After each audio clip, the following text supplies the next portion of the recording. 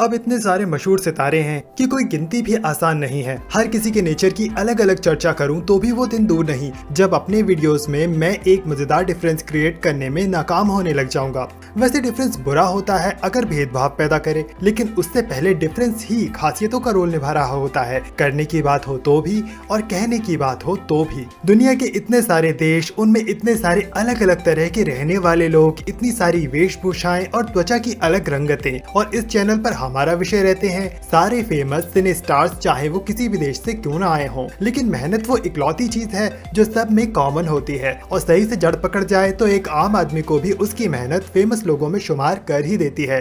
इसे ये समझना आसान होता है कि फेमस लोग आखिर आते कहां से हैं। और आज हम जिनके बारे में बात करने वाले हैं उन्हें देखकर ये आसानी से समझा जा सकता है। आप इन्हें अच्छे से जानते होंगे। इनका नाम है इड्रिस एल्बा।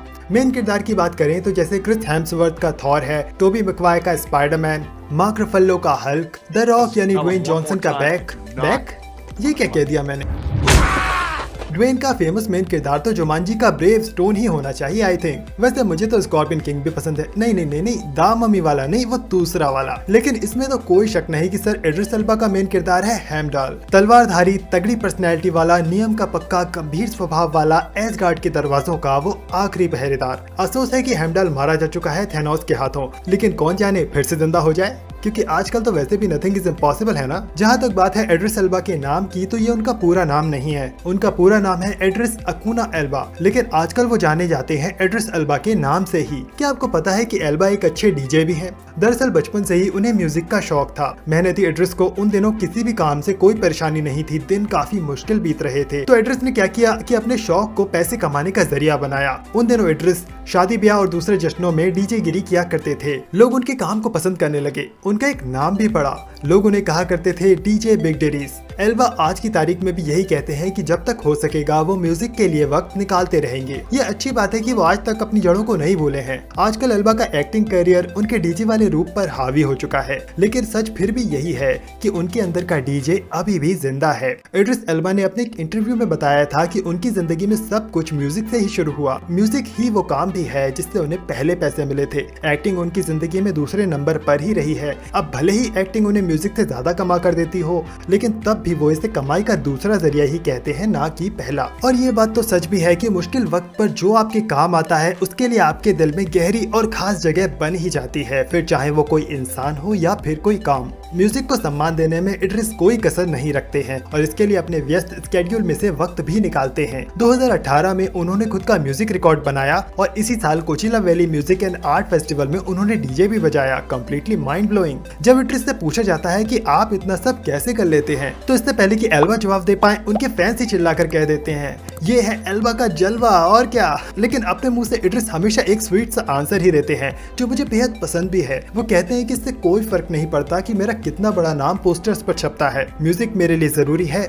और जरूरी ही रहेगा। उन्हें स्पीड पसंद है। वो लगभग 70 साल पुराना एक जीटी स्पीड रिकॉर्ड भी तोड़ चुके हैं जिसे कहा जाता था द फ्लाइंग माइल। और इसके अलावा वो एक किक बॉक्सर भी हैं, हालांकि बॉक्सर के रूप में वो ज्यादा मशहूर नहीं हुए हैं। एक साथ कोई बंदा आखिर कितनी जगह से शोहरत बटोर सकता है भला। लेकिन मुझे लगता है कि वो एक बॉक्सर बनकर ही जीटी रेस ड्राइविंग कर रहे थे जब उन्होंने स्पीड के सारे रिकॉर्ड तोड़ते हुए फ्लाइंग माइल को धो डाला। बाय द वे, एल्बा के ही फैंस नहीं है, एल्बा खुद भी फैन है सॉकर के और सपोर्ट करते हैं अपनी favourite soccer team the Arsenal football club को। इड्रिस एल्बा की कहानी ये भी किसी साईफाई मूवी से कम नहीं है, क्योंकि इसमें भी बहुत मोड़ हैं। सच बात है कि इंसान की जिंदगी खजाने के बक्से की चाबी होती है दोस्तों, और कुछ लोग मेहनत से इस चाबी को तराशने में कामयाब रहते हैं और आखिरकार बक्से को खोल लेते हैं। बहुत मुश्किल वक्त झेला है इड्रिस एल्बा ने और बहुत सी नाकामियां भी, लेकिन मेहनत को फ्यूल बनाकर चलना यही उनका सीक्रेट रहा है और यही सीक्रेट वो सभी से अक्सर शेयर भी करते दिखते हैं। फिल्मों की बात करें तो एल्बा अपने रोल्स बहुत चुन चुन कर सिलेक्ट करते हैं। वो ऐसे रोल ढूंढते रहते हैं जिनमें उनके भीतर के योद्धा और डीजे दोनों को फन दिखाने का मौका मिल जाए। आफ्टर ऑल, खूबसूरती से अपना रोल निभाना ये एक अलग तरह का संगीत है और एल्बा जिस तरह ईमानदारी से इसे मेंटेन रखते हैं उनके फैंस को पसंद ही आता है, और फैंस को पसंद आना यानी तगड़ी कमाई। वैसे जिंदगी रोल्स तो हम सबको देती है ना, और इसलिए अपने रोल्स को ट्यूनफुली निभाना हमको सीखना चाहिए। मैं नहीं कहता कि एल्बा से ही सीखें, पर सीखना चाहिए, क्योंकि ये खुशी की कमाई तो है और कुछ होना हो। वैसे कमाई की बात चली है तो जान लीजिए कि पिछले साल इड्रिस को हॉलीवुड में सबसे ज्यादा कमाई करने वाले एक्टर्स की लिस्ट में 20 20वें नंबर पर रखा गया, जो कि वाकई अच्छी सफलता है। इड्रिस को यूं तो बहुत सारे अवार्ड्स भी मिले हैं, जैसे कि गोल्डन ग्लोब,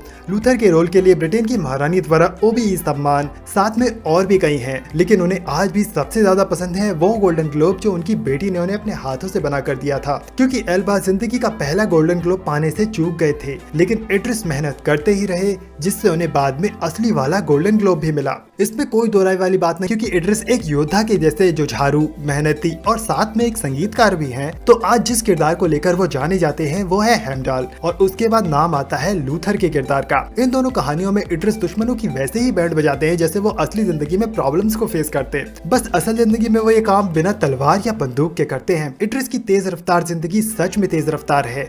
डीजे से सफल एक्टर तक, म्यूजिशियन से डायरेक्टर तक, खुद एक सॉकर लवर बनने से बिलियंस ऑफ फैंस पाने तक, इड्रिस की पूरी जिंदगी मेहनत से मिलने वाली कामयाबी की दास्तां है। इड्रिस कहते हैं कि बस मेहनत को अपना फ्यूल बना लो और कामयाबी तुम्हें जरूर मिलेगी। इड्रिस इसी तरह के मेहनत के रिकॉर्ड्स बनाते रहे, उन्हें हमारी यही शुभकामना है।